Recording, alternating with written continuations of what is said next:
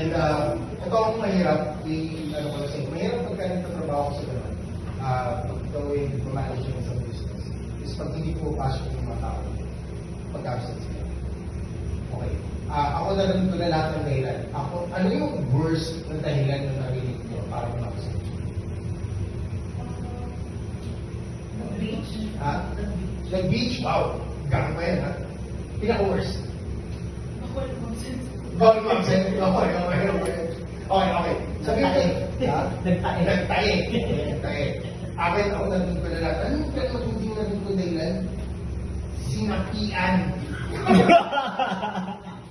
Puta bilang employer, ang dami kong tanong.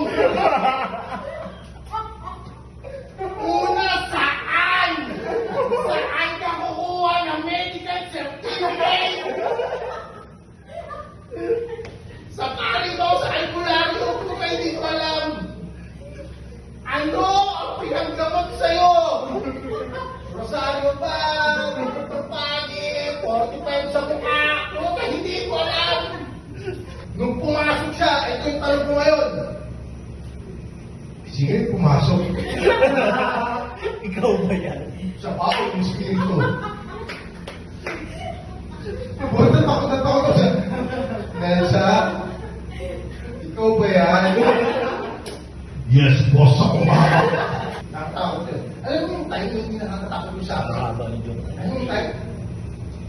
Skydiving. Dahil pare-parehas kayo ng itsura. Puta yung katapat mo sinapihan, tingin mo ba? Malalaman mo yun. Ako! Satan! Puta ikaw na nasa tapat eh! Ha? Ulitin niyo pa yun. Ako! Satan! Ano? Mamaya pagbaba! Okay. Alam mo yung time na nalaman nila na sinapihan yung kasama nila? Alam mo ba yan? Nung pagbaba nila lahat, yung kasama nila nasa area pa rin. Ako!